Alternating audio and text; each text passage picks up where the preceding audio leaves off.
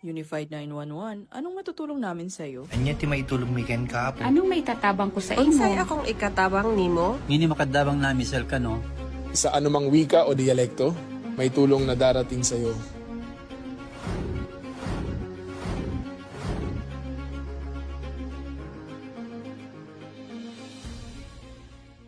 Lilingkod sa bawat Pilipino at magbibigay ng tamang impormasyon para sa tahimik at maayos na Pilipinas. Police News Network, alagad ng batas, tagapagtaguyod ng balitang pulis, sandigan ng mamamayan, patnubay ng katotohanan.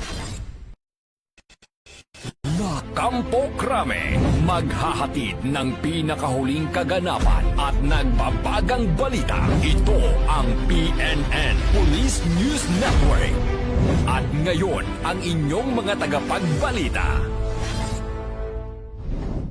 Magandang araw, bagong Pilipinas. Ako ang inyong alagad ng batas, tagataguyod ng Balitang Pulis. Ako po si Patrol Woman Fe Octaviano.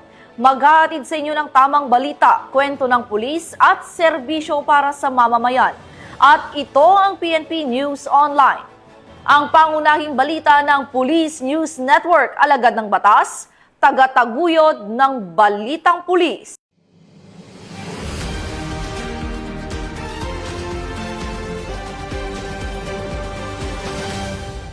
Narito ang mga balitang hatid ng ating PNN correspondents mula sa iba't ibang panig ng bansa.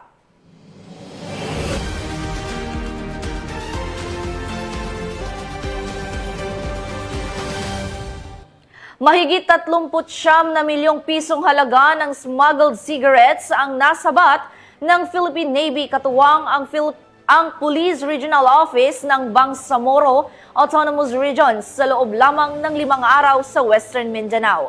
Ang buong detalye ng report mula kay Patrolman Adrian Dayao.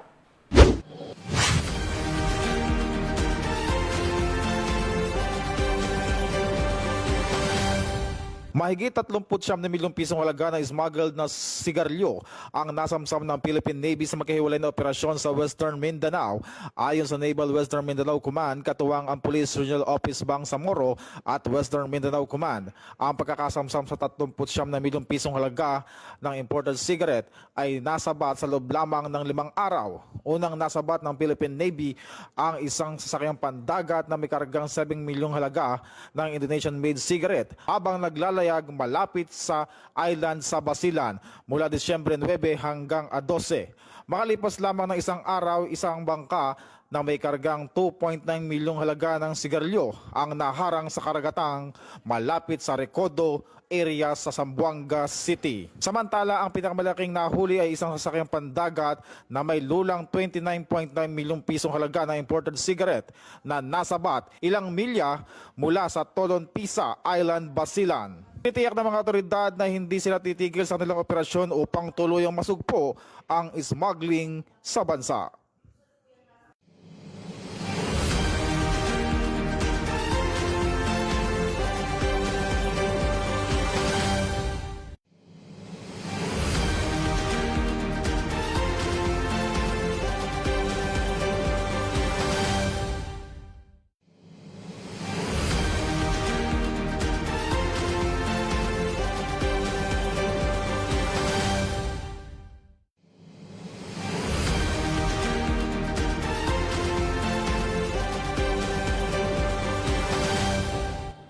At sa pagbabalik ng ating programa, walang sawang operasyon ng pulisya kontra illegal na droga ang nasamsam ng Rizal PNP. Mahigit 11 milyong pisong halaga ng hinihinalang shabu mula sa mag-live-in partner sa Binangonan, Rizal.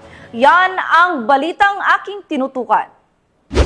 Mahigit 11 milyong pisong halaga ng iligal na droga ang nasamsam ng pulisya mula sa mag-live-in partner na itinuturing na high-value individual sa bayan ng Binangonan, Rizal.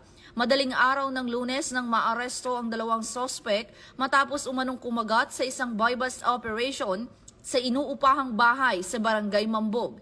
Nakumpiska sa kanila ang mahigit 1.6 kilo ng shabu na may tinatayang halagang 11.4 milyong piso na nakabalot sa transparent plastic pouch. Nasamsam din ang isang baril, mga bala at kanilang sasakyan.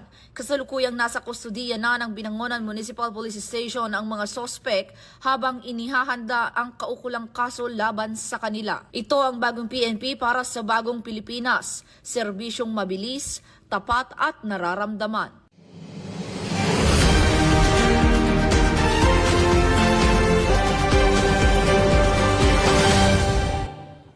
Nasabat ang tinatayang 1 milyong pisong halaga ng shabu habang arestado naman ang isang high-value individual sa isinagawang bypass operation ng mga otoridad sa Oton, Iloilo.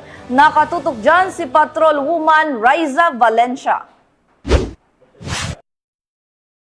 Nasamsam ng Provincial Drug Enforcement Unit 6 ang mahigit 1 milyong halaga ng pinaghihinalaang shabu sa ikinasang drug bypass operation sa Barangay Poblasyon, South Oton, Iloilo. Ito lamang ika-7 ng Disyembre taong kasalukuyan. Kinilala ang pangunahing suspect na si alias Tayong, 34 taong gulang na itinuring bilang high-value individual, kasama si alias Eric, 32 taong gulang bilang isang street-level individual. Ayon kay Police Lieutenant Gabriel Manguera, Deputy Chief ng PDEU 6, na-recover mula sa mga suspect ang humigit kumulang 200 gramo ng pinaghinalaang iligal na droga na may standard drug price na tinatayang 1,360,000 pesos. 3 buwan na minamanmana ng kapulisan si alias Tayong, isang main subject sa isinagawang drug bypass operation. Kasalukuyan na sa kasudian ng mga kapulisan ang 2 suspect at mahaharap sa kasong paglabag sa Republic Act 9165 o ang Comprehensive Dangerous Drugs Act of 2002. Patuloy ang pinaigting ng kampanya ng kapulisan laban sa iligal na droga bilang bahagi ng layunin nitong mapanatili ang kapayapaan at kaligtasan ng mamamayan, mabuksa ang lahat ng uri ng kriminalidad, protektahan ang kabataan laban sa masasamang impluwensya ng iligal na droga at palakasin ang tiwala ng publiko sa hanay ng kapulisan sa pamamagitan ng tapat, makatao at profesional na pagpapatupad ng batas. Mula dito sa Western Visayas, sa kanyang Police News Network Correspondent Patrolwoman Riza Valencia, alagad ng batas, tagataguyod ng Balitang Pulis. Maraming salamat, Patrolwoman Valencia. Opisyal nang idineklara ng Santiago City Police Station 1 bilang drug-free workplace sa pagkilala ng kanilang matatag na disiplina at pagsunod sa alituntunin ng Philippine National Police hinggil sa integridad at kalinisan sa opisina. Yan ang balitang hatid ni Patrol Woman Lenny Lorenzo. Formal na idineklara bilang drug-free workplace ang Police Station 1 ng Santiago City Police Office sa isinagawang Drug-Free Workplace Awarding Ceremony noong Disyembre 16 nitong taon sa Function Hall, Barangay San Andres, Santiago City.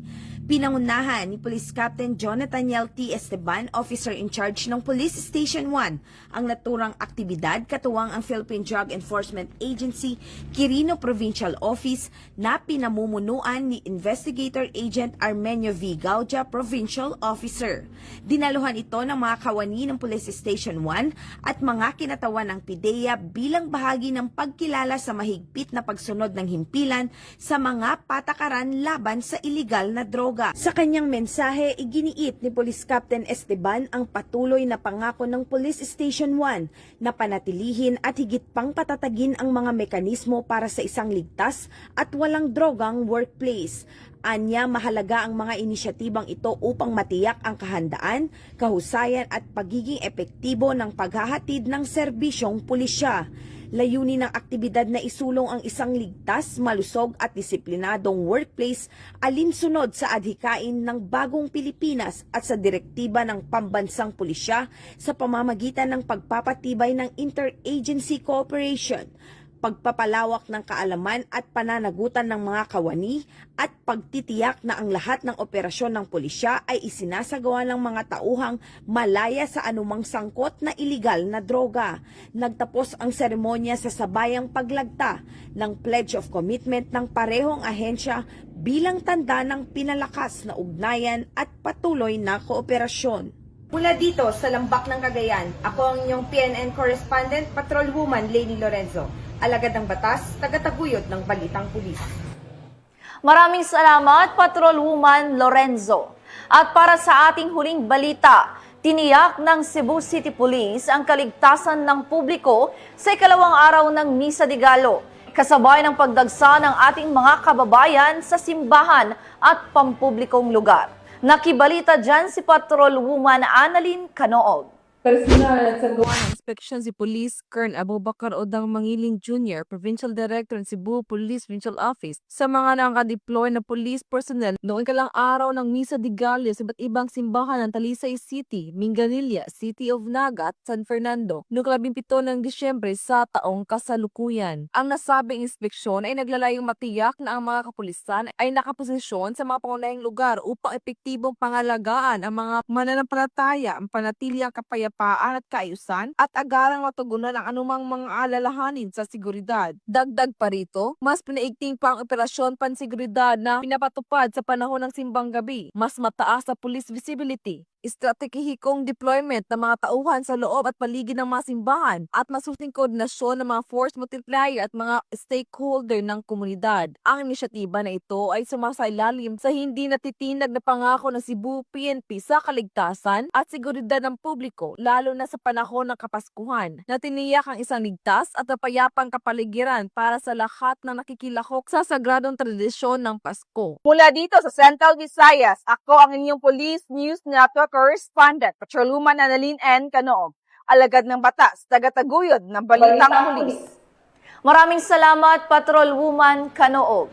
At yan ang mga balitang nakalap ng ating PNN correspondents mula Luzon, Visayas at Mindanao. At mga ka-PNN, 7 days na lang, Pasko na!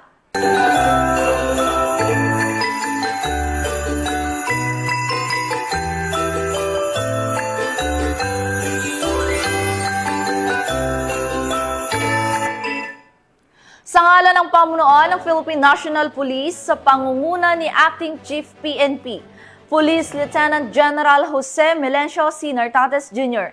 at sa pamumuno ni President Ferdinand Bongbong Marcos Jr., kami ay maglilingkod sa bawat Pilipino at magbibigay ng tama at balanseng balita.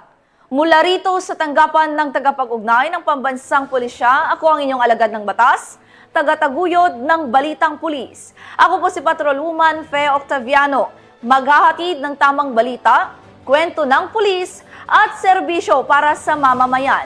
At ito ang PNP News Online, ang pangunahing balita ng Police News Network. At ito ang bagong PNP para sa bagong Pilipinas. Serbisyong mabilis, tapat at nararamdaman.